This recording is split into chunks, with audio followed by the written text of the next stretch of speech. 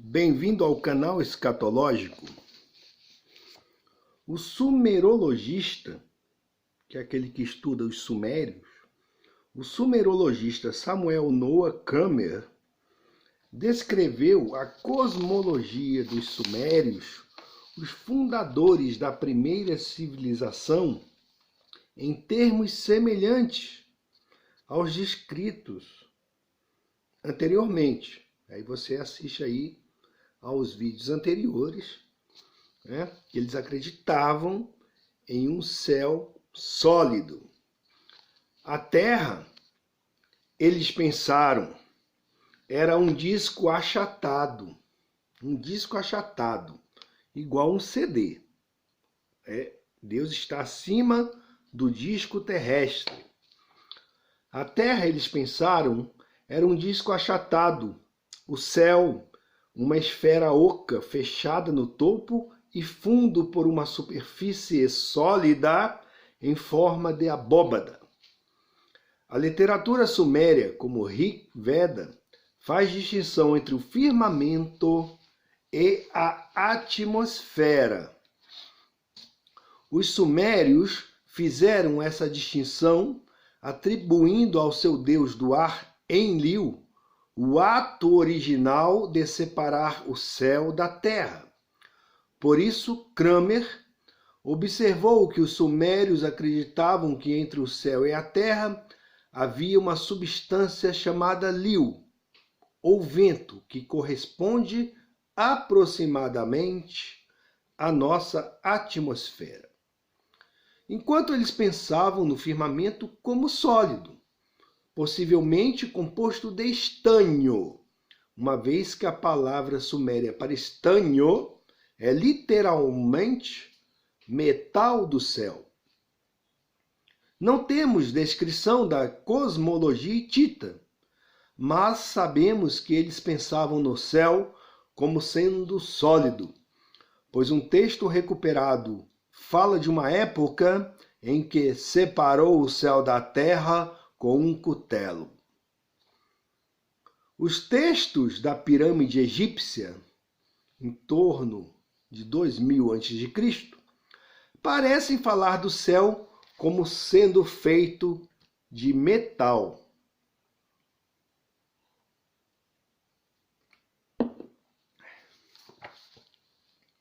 Max Miller aceitou essa ideia e passou a dizer que os egípcios, aparentemente, acreditavam que o firmamento fora feito especificamente de ferro. Ele diz, aspas, esta concepção de uma cúpula de metal explica algumas expressões de tempos posteriores, como o nome de ferro, Cernipet, metal do céu, ou mais tarde a palavra para trovão, Kirubai, literalmente som do metal. Ou seja, o trovão era evidentemente explicado como bater das gigantescas folhas de metal que constituíam o céu. Fecha aspas. Seja qual for o caso, exatamente de que material os antigos egípcios pensavam que o céu era feito, eles certamente acreditavam que era sólido. Inúmeros textos dessa natureza falam da época em que o céu estava literalmente separado da terra. O texto da pirâmide 1208C menciona especificamente o tempo quando o céu foi separado da terra. E embora este tenha sido o evento histórico de criação, o texto 854C parece implicar que o céu era separado da terra diariamente para deixar entrar o sol. Um conceito que lembra as ideias dos ameríndios. O texto 1156C menciona que o braço direito de seu, Shu, suporta o céu. E 2013a diz: Tu és um Deus que apoia o céu. Vários dos chamados textos do Caixão, cerca de 2050 a 1800 a.C., reiteram essas ideias do céu que precisam de apoio. Por exemplo, os feitiços 160, 366, 378 e 664. O texto da pirâmide 1040C, mais prosaicamente, aponta para as duas cadeias de montanhas nos lados leste e oeste do Nilo, e são chamados de os dois suportes do céu. Em ambos os casos, o fato de que o céu precisava de apoio mostra claramente que os egípcios pensavam no céu como sendo sólido. O texto 299a implica que se os braços de apoio de Shu fossem cortados, o céu cairia, também mostrando claramente que os egípcios pensavam no céu como sólido. E o fato de que eles, assim como os sumérios e os indianos no Rig Veda, distinguiam entre o céu firmamento e a atmosfera para estes. O céu foi personificado por uma deusa, Nut, enquanto o ar que sustentava o céu era personificado por uma divindade completamente diferente, Shu.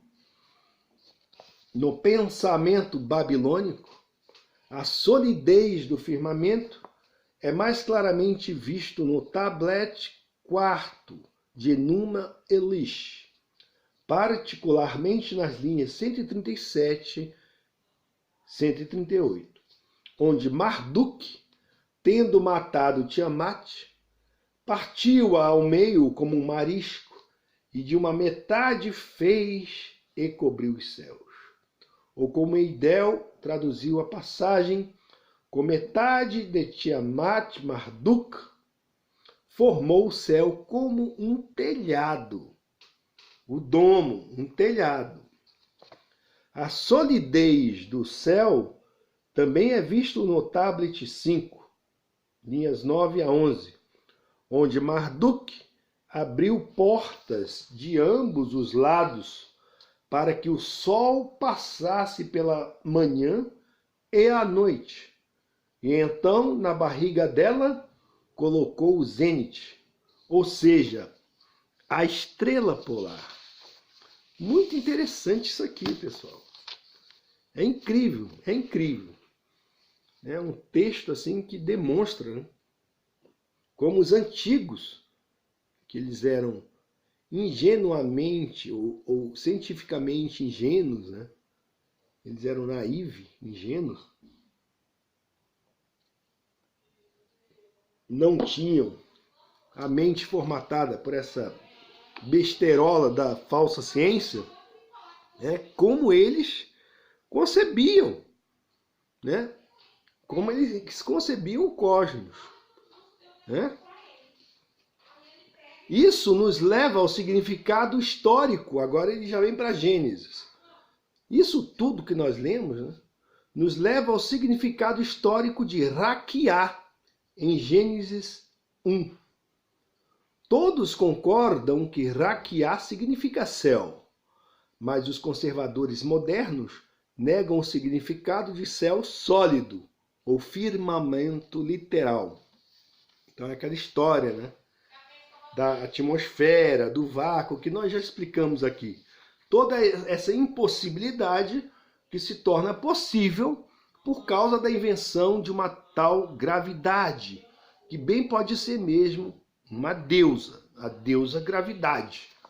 Então, assim como a deusa, né?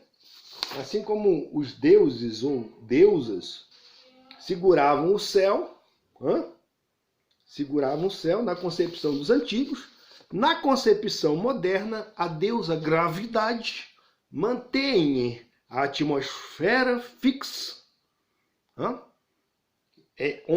em um local onde não existe limite, mas apenas o incomensurável vácuo sideral. Então, na verdade, quem é mais ilógico são os modernos, os que advogam essa falsa ciência moderna. Então, é possível mesmo manter a atmosfera grudada numa bola, fixa, assim, juntinha na bola, por causa da deusa gravidade. E ninguém contesta isso. E quem contesta é chamado de maluco, Então é coisa ridícula mesmo. Voltemos aqui, Mas com base em que pode ser negado que os hebreus acreditavam que o céu era sólido? Povos cientificamente ingênuos em todos os lugares acreditavam que o céu era sólido. E não há razão para acreditar que os hebreus eram menos cientificamente ingênuos que seus vizinhos. Desde do ponto de vista cultural, a arquitetura pré-salomônica dos hebreus e também sua cerâmica eram muito inferiores aos de seus vizinhos. Pode-se colher que os primeiros hebreus eram possivelmente mais cientificamente ingênuos do que seus vizinhos, mas certamente não menos. Da mesma forma, o fato de que não foram os hebreus, mas seus vizinhos que levaram o avanço tecnológico do uso de bronze para o uso de ferro, de acordo com Josué 17:18 e Juízes 1:19, sugere, de acordo com o que esses textos sugerem, tudo isso sugere que se os hebreus eram mais cientificamente ingênuos que seus vizinhos, certamente não sugere que eram menos. Nem sabemos de qualquer evidência dos tempos bíblicos que sugira que os hebreus foram sempre mais cientificamente sofisticados do que seus vizinhos. Parece mais provável que, no que diz respeito à natureza física do céu, os hebreus, como pessoas tipicamente ingênuas cientificamente, já explicamos aqui o que é ser cientificamente ingênuo.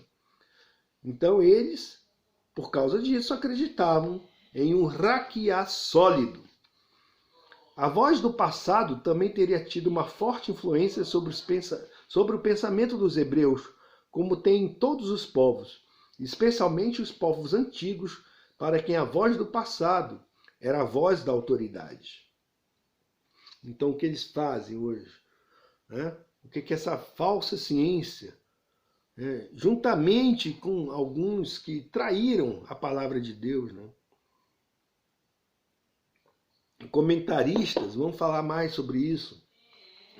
Comentários distorcidos sobre a Bíblia, Temos essa série. Então, comentaristas que estão sempre tentando conciliar a falsa ciência com a verdade das Escrituras. Então, eles destronaram, podemos dizer assim, a autoridade das Escrituras. Dizendo, a Bíblia não é um livro científico, a nossa ciência que é... Nós é que sabemos mesmo o que é a nossa realidade, e a Bíblia não explica isso. E aí, tem cristão achando aí que quando Jesus subiu aos céus, na verdade, ele desapareceu como se fosse lá em Star Wars, e ele foi então para uma outra dimensão, Mas nós sabemos que não é assim. Para quem crê na palavra, não contaminada com a falsa ciência, e para aquele que é cientificamente ingênuo, a palavra de Deus explica direitinho, explica a verdade. Para os hebreus, a voz do passado foi a voz dos patriarcas, e Abraão em particular, homens que provavelmente mantiveram a visão babilônica do céu como sólido. O fundo babilônico de Gênesis 1-11 dificilmente pode ser perdido, e se alguém fosse pesquisar o período em que isso ocorreu, descobriria que esse pano de fundo babilônico parece vir do tempo dos patriarcas, tomado dentro de seu contexto histórico, então, a probabilidade, mais uma vez, é que o Raquiá em Gênesis 1 foi entendido como sólido.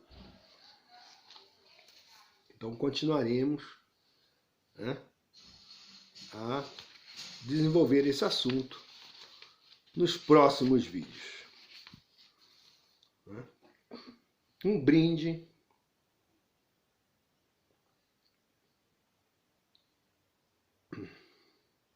ao aquário de Deus, que é nossa terra plana, coberta